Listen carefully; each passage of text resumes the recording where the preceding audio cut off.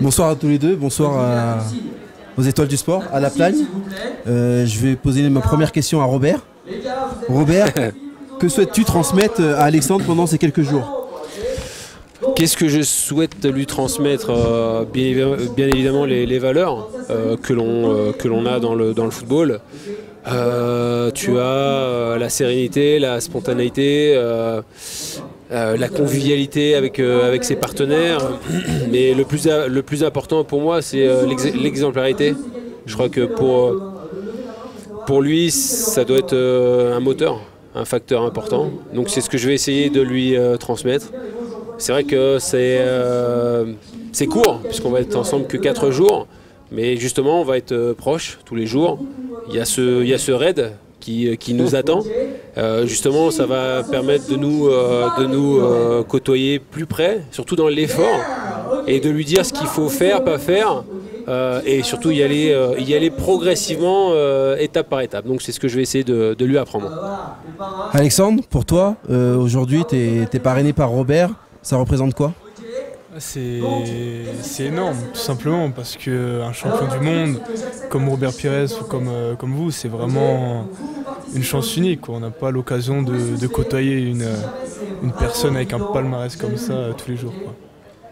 Donc tu peux nous expliquer un petit peu, toi, aujourd'hui, c'est quoi ton parcours? Aujourd'hui, tu es au SCO d'Angers, tu es gardien de but. Donc, je pense que si Robert avait été en face de toi, tu aurais marqué quelques buts. Bon, tu en auras arrêté quelques-uns. Est-ce que tu peux nous décrire un petit peu ton parcours? Ouais, donc j'ai commencé à 7 ans le foot, donc dans le club de ma ville, à Chaville. Ensuite, je suis allé à la CBB, donc pour 14 ans et 15 ans. Ensuite, j'ai fait une année à l'académie Bernard Diomède, j'ai fait une saison. Ensuite, je suis parti au Mans pour 2 saisons. Après, suite à quelques problèmes, donc je suis parti au SCO d'Angers depuis maintenant 2 mois.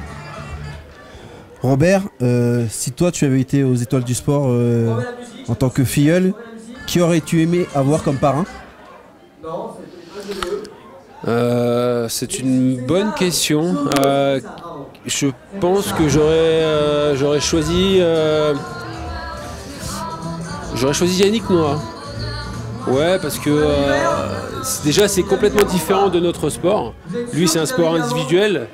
Et nous, tu sais, c'est collectif. Et je pense qu'il m'aurait apporté beaucoup de choses, surtout au niveau de la générosité, de l'effort. Lui, c'est seul, et nous, c'est avec des partenaires, avec des collègues. Donc, si j'avais pu être à la place d'Alexandre, ouais, j'aurais aimé que Yannick Noah soit mon parrain. Oui. Bonne question, bonne réponse. On va dire ça comme ça. Pour toi, Alexandre, aujourd'hui, ton quotidien, c'est quoi? Je suis en centre de formation, je suis des études normales, donc je suis en terminale.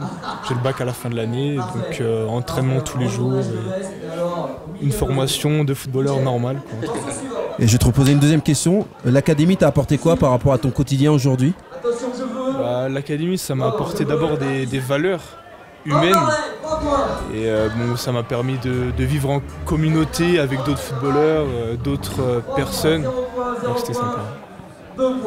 Robert, depuis le début, c'est vrai que tu soutiens l'académie, tu es venu jouer à la Diomède Cup et tu as toujours eu des mots gentils, les jeunes ont apprécié ta venue, d'avoir échangé avec eux, d'avoir régalé devant eux. Pourquoi aujourd'hui, comme d'autres joueurs de France 98, comme d'autres joueurs qui viennent, tu trouves que c'est un projet qui est bien par rapport aux jeunes?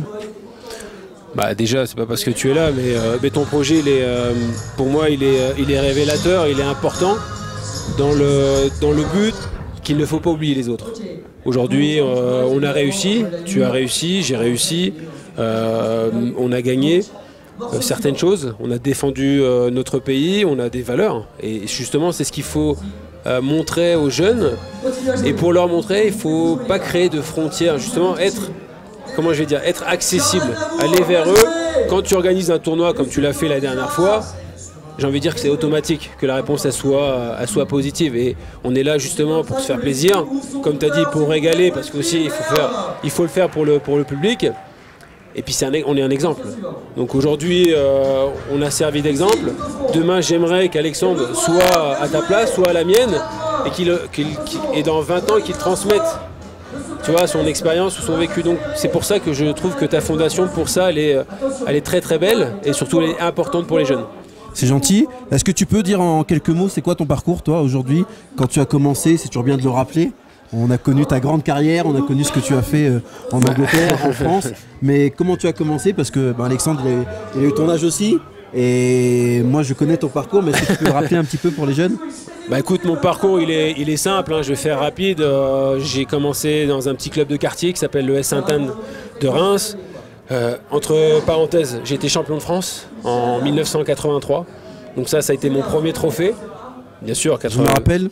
Donc c'était avec la Vache qui rit. Exactement, c'était le tournoi à la Vache qui rit. On avait battu en finale Bastia, 3-0. Ensuite, à l'âge de 14 ans, je suis parti au stade de Reims. Sport-études, centre de formation. Ensuite, j'ai basculé à 18 ans au FC Metz. Contrat de stagiaire sur 2 années. Après, et c'est ce que je souhaite à Alexandre, c'est de rencontrer les bonnes personnes sur son chemin. Et personnellement, c'est ce qui s'est passé. Il y a eu Joël Muller, il y a eu Philippe Insberger, des gens qui ont eu énormément confiance en moi, qui m'ont fait jouer.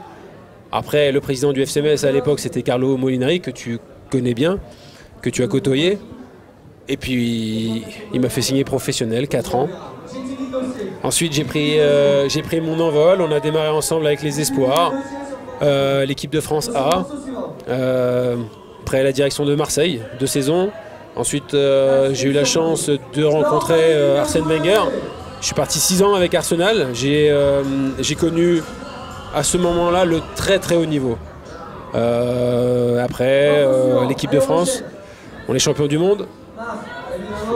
Et j'ai pas fait exprès, mais il y a la chanson, tu vois, c'est beau. Hein. Après, on a été champion d'Europe. 4 ans à Villarreal, où ça a été une bonne expérience de travailler avec Manuel Pellegrini, qui aujourd'hui est l'entraîneur de Man City. Et puis j'ai fini une saison avec Aston Villa, avec Gérard Houllier. Et ce que j'ai envie de dire, c'est que, et tu le sais, c'est que le métier de footballeur, il est merveilleux parce qu'il te permet de voyager. On a voyagé, la France, l'Angleterre, l'Espagne. Après, on est parti dans des pays fabuleux avec l'équipe de France. Tu rencontres d'autres gens, d'autres cultures, un autre mode de football. Donc voilà, j'ai joué pendant 19 ans au plus haut niveau. Et puis bon, après ça c'est aussi grâce à mes parents parce que tu le sais, c'est important, la structure familiale est importante, l'éducation elle est très très importante. Et puis après, si tu as du talent, normalement, et c'est ce que l'on souhaite Alexandre, c'est d'arriver au monde professionnel. Alors on va finir bientôt. Robert, si tu as une question à poser à Alexandre et Alexandre une question à Robert. On va commencer par toi Robert. La question que j'ai envie de lui poser, quels sont tes objectifs dans ton plan de carrière? Un club particulier en France? Bon, l'équipe de France, je pense que tu vas me dire oui. Et puis après, si ça se passe bien pour toi, dans quel pays tu aimerais évoluer? Robert, il est comme sur le terrain, il est régalé. Donc en une question, tu en as posé 4. Non, ouais, c'est vrai que mon rêve d'abord, c'est de devenir professionnel. Après, mon objectif, c'est d'avoir une carrière en progression, quoi. Commencer dans un petit club, ensuite un peu plus gros, ensuite encore un peu plus gros. Toucher à l'équipe de France, parce que porter les couleurs de son pays, c'est un rêve, c'est magique. J'ai eu la chance de les porter une fois, c'était magique. Chanter l'hymne national, ça donne des frissons, c'est magique. Et mon rêve, ça serait de jouer au Real Madrid. C'est Santiago Bernabéu, donc voilà. Donc toi, une question, Alexandre, pour Robert? Je pense que c'est une question qui est assez récurrente. C'est qu'est-ce que ça fait de gagner la Coupe du Monde? Qu'est-ce que ça fait Comment dire? Il n'y a pas de...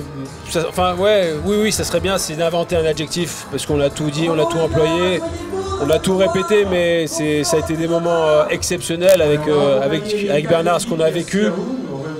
Voilà, c'est le summum de ce que l'on peut gagner. En plus, c'était chez nous, c'était à domicile, la finale à Paris face au Brésil. Et puis t'es sur le toit du monde. Et l'image forte pour moi, c'est quand bien évidemment, quand tu as Didier Deschamps qui soulève la Coupe du Monde, parce que on est passé par les mêmes sensations que toi quand on avait 17-18 ans. Enfin, perso, c'était de dire ou de m'imaginer à la place de Maradona en train de soulever ce trophée. Je me disais non, ça sera impossible. Et puis voilà, on l'a réussi à le faire. Ça a été, comme tu le dis souvent, un mot magique. Donc ça a été exceptionnel et j'espère te voir à notre place dans quelques années. Merci Robert, merci Alexandre. Pour nous, la soirée continue. Pour toi, Alexandre, tu vas aller te reposer parce que demain, il y a une grosse épreuve. Voilà. Robert, il est assez affûté, donc je pense qu'il pourra faire un peu de Mais ce qui est bien, c'est qu'il écoute les conseils des vieux. C'est ça qui est bien. Merci à tous les deux. Merci Alexandre. Merci.